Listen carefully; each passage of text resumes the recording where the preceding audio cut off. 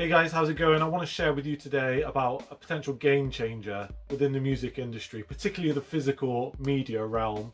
I met a guy called Marc Carey, who's CEO of a company called Evolution Music. Now, Evolution Music are a company that focus on people and planet friendly options for products, services within the music industry, all right? And they've developed a vinyl that's made of plants, plant-based material. 100%, like unbelievable, a bioplastic, if you will. It's the first of its kind.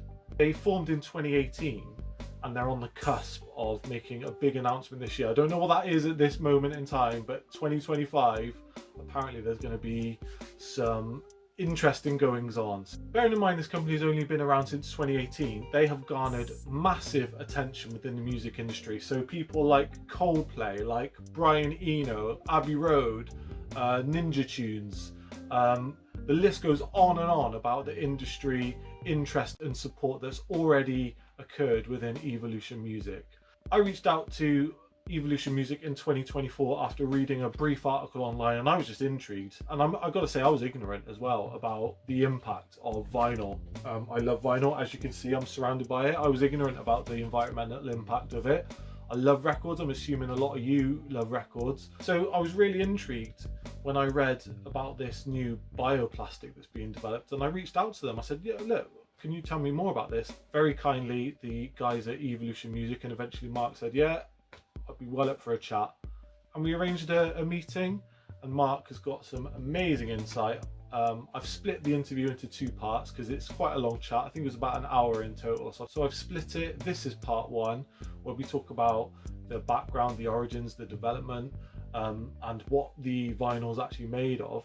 Marc was very clear to point out that Evovinyl is just hopefully the first thing that Evolution Music are hoping to put out. They want to look at other sustainable options within the music industry. I just want to say a massive thank you to all the guys at Evolution Music and Marc for taking the time. This was recorded in March 2025. And you might be thinking, well, what is the issue? Why are people focusing on this? Other massive environmental factors. Yes, there are, but the music industry has its own issue environmentally, doesn't it? You know, there's lots to talk about the impacts of touring. Taylor Swift taking planes to get pizzas or whatever she does.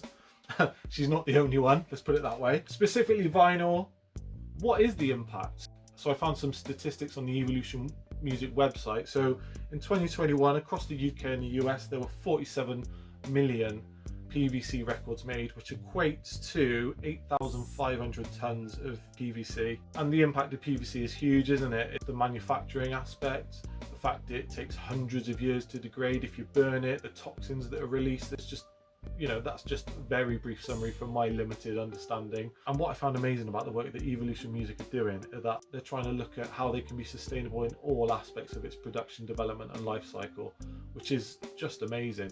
They've also made it really clear that Evovinyl is just one aspect of their work. They're looking at a whole host of projects around sustainability. There's just so much amazing stuff in this conversation. I'm really excited for you to hear it. Again, this is part one. Make sure you check out part two. I'll put all the links in the description box, and I highly encourage you to follow Evolution Music online and get involved. Just keep up to date. Like, subscribe, follow the channel, follow Evolution Music, and enjoy part one of my conversation with Marc Carey. So this is Marc Carey, CEO and co-founder of Evolution Music. This was recorded on the 24th of March 2025. And initially, I just asked Marc to clarify Evovinyl's status as the first bioplastic LP of its kind. That's correct. Yeah, correct. But hopefully it's not the last, because yeah, we're collaborators at the end of the day, and we think that the only way we're going to get out of the kind of mess that we're in globally is by collaborating to move forward. But yeah, we came at this from the perspective of, if we wanted to design something that was typically non-toxic, organic, 100% organic, and also did no harm at the end of its life.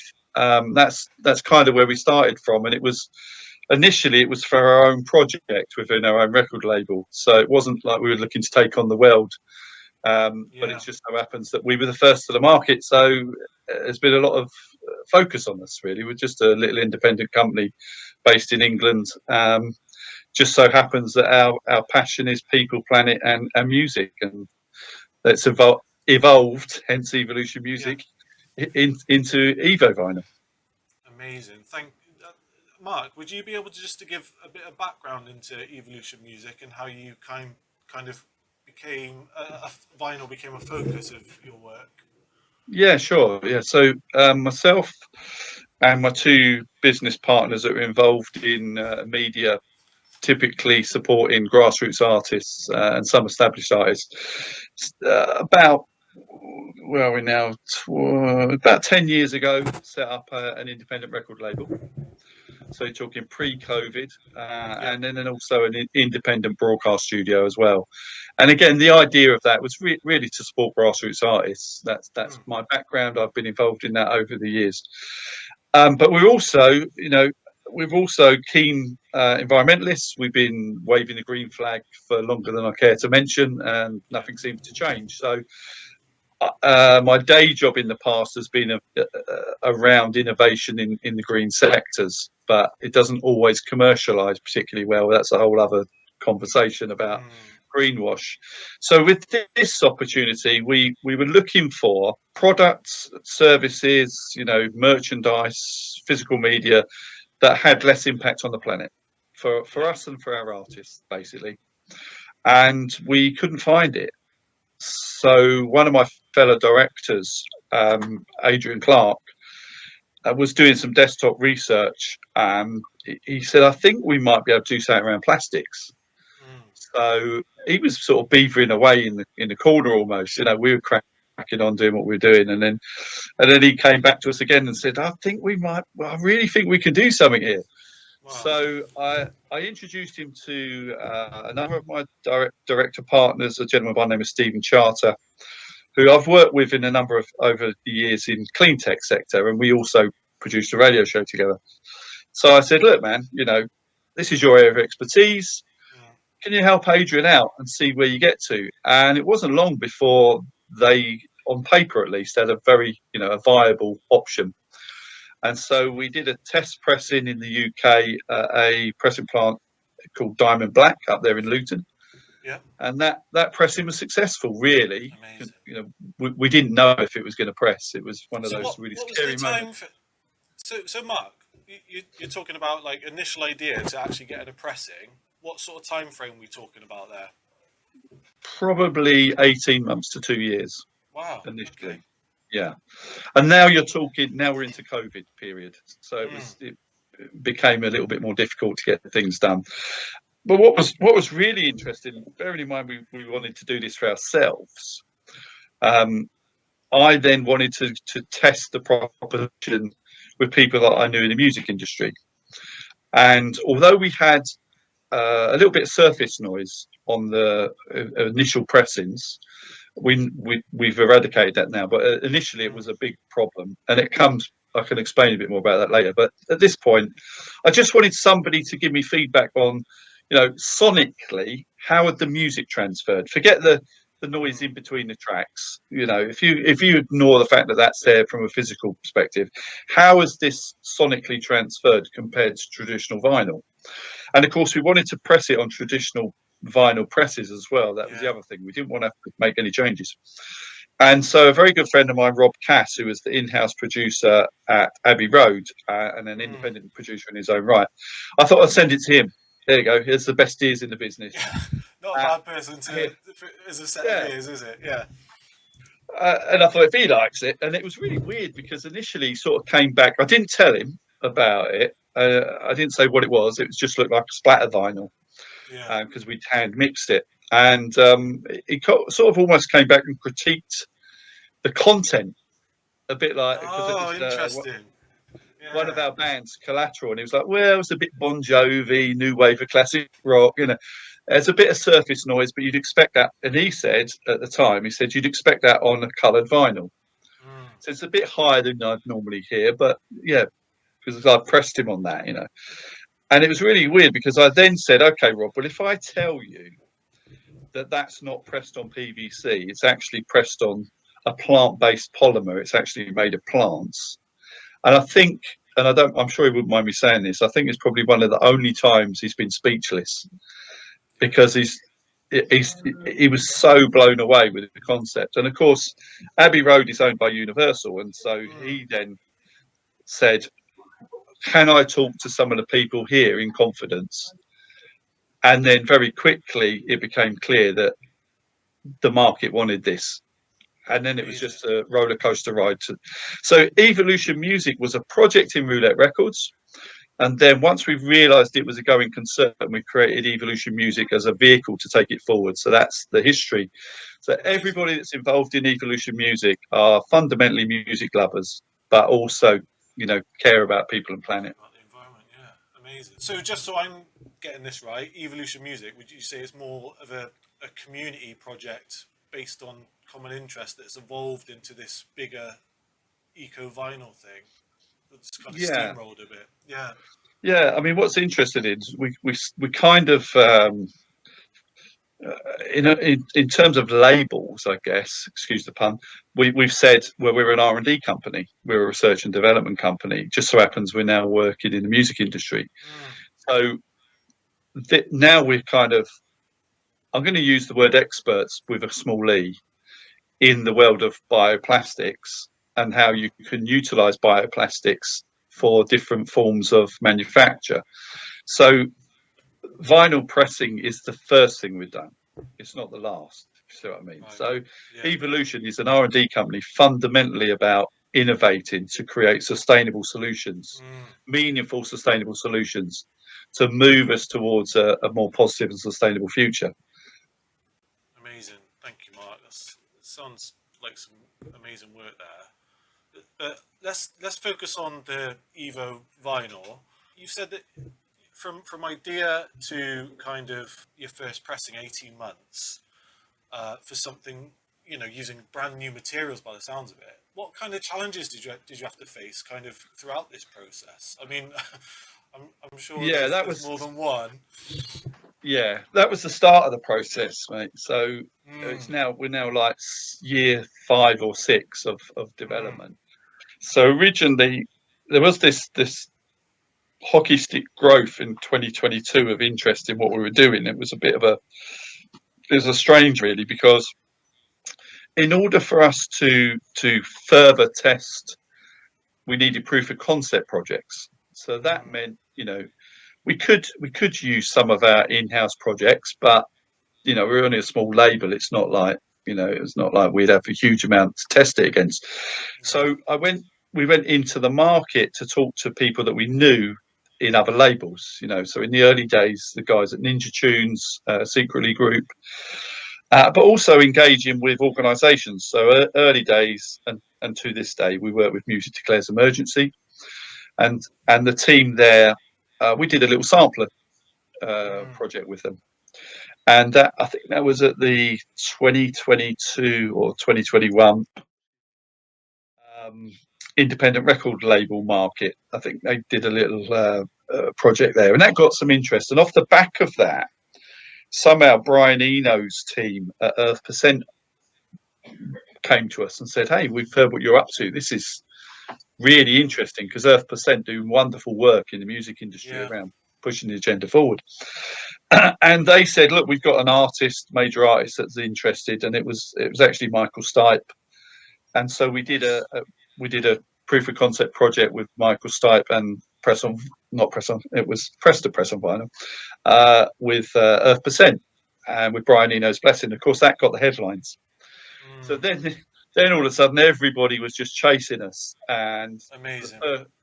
So we were doing proof of concept projects with artists and continued with Earth% to support their work. But each time it was about improving the iteration. So you ask about challenges. So the big challenge, 2 big challenges for us was, one was around the surface noise, reduction of surface noise. And it soon became clear that where that was coming from. So if you imagine when you're dealing with synthetics, you can kind of dictate the at a microscopic level. So if you've got a filler, a synthetic filler, you can say, I want it to be no more than 5 microns. But when you're dealing with Mother Nature, she doesn't work like that. You use an organic filler and she says it might be 5 microns, it might be 20 microns, you know. That's how I'm going to work. I'm Mother Nature. So so that was a challenge. So like, okay, what do we use as a filler? Now, as it turned out, we worked with different variations of fillers, and it got better and better over a period of time. And then now we've got a full 100% mix, which is a blend of polymers with no fillers. So actually, we managed to balance another biopolymer, which kind of took the place of the filler, ironically. And that came from our discussions with our supply chain partners who have been developing the compounds for us. They kind of got to the point. It's almost like, I don't know if you, sometimes you make a supposition and you go down a road and you think, actually, if we go back to that supposition and made a different supposition, we shouldn't have gone down that road. It was almost like, well, why are we, hang on, what, we're trying to change the filler, but why have we got a filler in there? Yeah, and then exactly. Completely the penny dropped. It's like the perspective, yeah. Oh, actually, so that was the big challenge there. Of course, the other challenge for us, and again, I don't mind sharing this. We're a small independent company, and the plastics industry is a big body, and they're also backed up by the oil industry. Yeah. So at any point, they could turn up with their big boots and crush us. And I'm not saying that from a conspiratorial perspective. That's the reality of the world we live in. So innovation often struggles against the larger corporate organizations. And that's just the truth of the matter. So we had to find the ways to find the right investment. And that was a lot of that was friendly investment so that we could protect our intellectual property. So we started the process of global patent, which is a 5-year process. We're in year 3 at the minute. So, you know, that was a bit of a whole new area we'd never been involved in the past. Like, whoa, contracts and, you know, supply chain contracts and patents and IP and trademarking and so that was interesting. And then the final point, I think, has been achieving price parity. Because these are novel products and compounds, so they're not readily available. So there's a price point to that. Again, working with our supply chain partners and potential advocates and future clients, we've now got to a point where we're achieving price parity. We think when we break in the market. Oh wow! Okay, I was going to touch on that a bit later. I've written a list of kind of vinyl owner practical questions, and cost is going to be one of them. So I'll get to that a bit later on. In terms of carbon footprint, what are you guys, is that something you're conscious of when creating the product? I think we've got to be careful with the reference into carbon footprinting, and this is an area of expertise that me and the whole team have because we worked in that area. We're dealing with a life cycle analysis on our product, and that's the way we've always worked. Because if you say it's got a lower carbon footprint at point A, that's different to saying it's got a lower carbon footprint at point C. And a lot of people are expressing the carbon footprint at point D.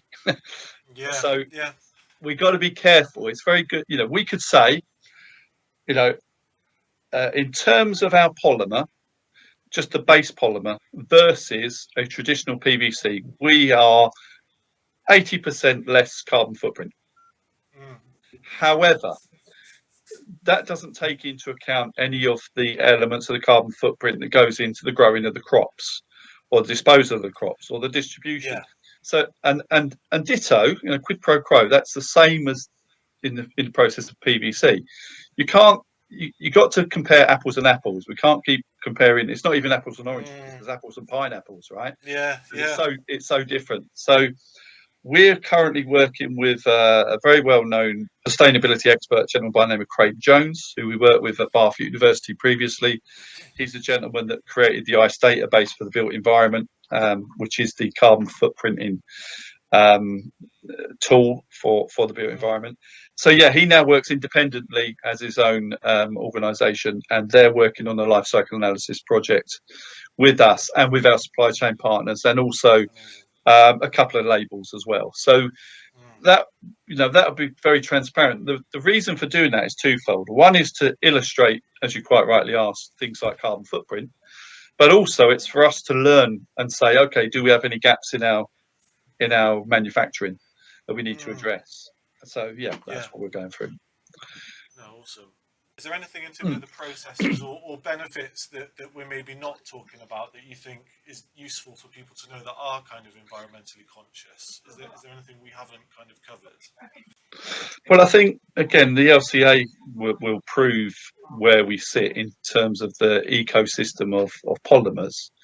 But of course, we're dealing with Bond Sucro certified plant suppliers, so we know that the raw food or the raw materials, beg your pardon, that we're using are grown in an ethical manner, and the people that work in that environment are working in an ethical manner.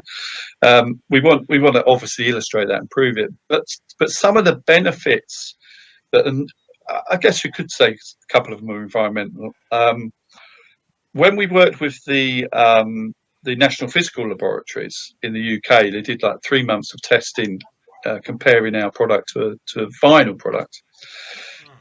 We identified the fact that our compound dissipates static, which is really odd. Oh, okay. We didn't think, we weren't looking for that. It wasn't a reason we chose that compound. It just so happens it dissipates static. So vinyl, as you know, not just for the consumer, but also for the manufacturers, static's a huge problem. Yeah, huge. So our not only are we kind of anti-static, but it dissipates static. So if you were to put our vinyl onto a mat, it dissipates the static that was around it from the previous vinyl that was on there, for example. So that's an interesting bonus.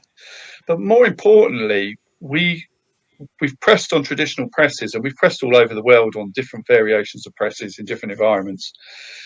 We're running at about minimum 15% less energy to press our product. We think in some machines and some cycles it could be up to 30%. So for the pressing plant owner, you're talking efficiencies, money saving, and there's environmental considerations as well. We weren't expecting that. It just so happens it presses at a lower temperature and cools quicker. So we didn't know that. That's amazing, and that's a question I wanted to ask actually. So you when you sent stuff to press, what is the feedback from the plants? The pressing plants, I mean. That's right. What are they saying? Are you having conversations about how they're finding working with it? Yeah, it's a bit, mixed bag really. All the pressing plants we've worked with love what we're doing. That's the most important thing. I think because they've been under pressure for some time to find an alternative to PVC, and that pressure's often, coming from the ground up, so consumer to artist to label to manufacturer. And that's kind of, I think, the journey that's been taken. And now, sorry to digress ever so slightly, but we've seen the agenda move on in the last 2 or 3 years. I think, us being pioneers in this space maybe leverage that conversation a little bit more. I'm not trying to blow smoke up our own backsides, but no one was talking about it when we were starting on this process, and we were struggling, and then all of a sudden people are talking about it. That partly coincidental, and I think part of the nature of the evolution of the music industry, quite rightly, in manufacturing. But to come back to your point about the pressing plants, most of them have loved it. In fact, some of the pressing plants have said how they prefer to use our product when we've done tests. Because if you imagine, PVC is it's not the best environment to work in when you're pressing PVC. No. In fact, sorry to interrupt, Matt. I was reading an article from The Guardian about some of the plants and the hazards associated with it. It's horrendous. Some of the stories are horrendous, to be honest with you.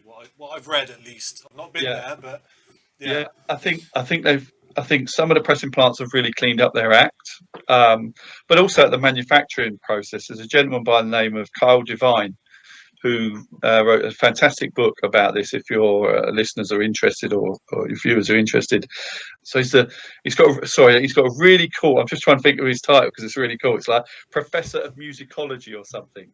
All at right. Yeah, Oslo nice. University, and he wrote this book called Decomposed, and it's really about the underbelly of manufacturing and stuff in the music industry. And he went out to some of these manufacturing plants, and the stories are not fantastic. No. Yeah. So this kind of environment, when you press our compound, because it's based primarily on starches and sugars, it kind of smells like candy floss. Yeah. So the whole place starts smelling like a sweet shop or a baker's, rather than Amazing. that typical kind of acrid, toxic Yeah. PVC chlorine smell Toxic that you smell. get. Yeah. Yeah. So that's Just the other touching thing. on the actual compounds you use. I mean, I don't want you to divulge all your inner Mm. secrets, Mm. but how is it created? Is it through agriculture, or what's the actual process of getting the materials you need? Yeah. So the polymers are created by known polymer manufacturers, and they typically manufacture PLA. Mm. And PLA has sort of come into the headlines because it's used a lot in 3D printing.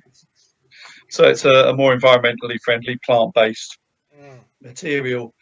And then we also combine that with a PHA, and PHA is a polymer derived from a process that involves bacteria. And there's a nice kind of circular economy, circular manufacturing consideration there, because certainly with some PHAs, you're using organic waste to feed the bacteria. I'm Mm. simplifying this. Yeah, yeah, yeah. Chemists out there that are listening may well go, Mr. C, it's not quite like that, but it's So in someone my to jump in layman's the terms. comments. Yeah. Yeah, I think you'll find it's designed like this. No, uh, um, in my simple approach, layman's terms, you take a kind of organic waste to feed the bacteria. The bacteria waste is then turned into the biopolymer. The waste from that process is benign but high in nitrates and can then be used as a fertilizer. So it's a nice little Mm. circular kind of Nice. manufacturing consideration with part of the process. And even with the PLA process, we've been considering of often we're using they're using raw materials, but we're also looking at how we can use waste materials from that process as well. So we're working with other organisations that maybe use that as their primary source, and then they have a waste product that still has use for us. So that's another way we're looking at Amazing. working So, with it. so, so it sounds like, Mark, you're thinking of each stage of that manufacturing process and how you can be as eco-friendly as possible within the context of making this product. Is that a fair shout? Yeah, I think so. I think again, I think we have to be careful because the eco phrase has been thrown around so much Yeah, that yeah, yeah, yeah, yeah. I think if we just jump on our pedestal for a moment, we have known. Let's just take the UK. We've known as a nation that we have not been living a sustainable lifestyle for a number of years, Hmm. and yet nothing really seems to be changing. So it's not. It's kind of the Buckminster Fuller approach. It's like if a system's not working, then it's not about trying to keep fixing that system. It's about creating a system that makes the old system defunct. Yeah, Or this, the Einstein phrase: you can't fix a problem using the same thinking that created the problem in the first place. So, absolutely. yes, we're looking at more ecologically sound and sustainable options, but really, it's common sense. Mm. We're not. This is not sustainable. What we've been doing on this planet, we know it's not sustainable. So, what are we doing? We can't keep trying to fix the old system. We've got to create new things that make that, and that's what we're doing. Here's a new Mm. manufacturing process. Here's a new compound. We're not asking you to change the infrastructure that you've got in place to press. We're Yeah, just saying, here's another option for you. We're not even saying get rid of PVC. It'd be wonderful, but we're not saying that. We're just saying here's an option. If you're yeah, ecologically minded, if you want a more sustainable future, if you feel like we need to do more to support people and planet, here's an option that works, and that's it, really. fantastic. So, guys, that is the end of part one of my conversation with Marc Carey. Make sure you check out part two. Check the description box for all the links. Make sure you follow Evolution Music. And if you enjoyed this video, please give us a like, share a comment, and subscribe. Really, really appreciate all your input. But yeah, see you in part 2.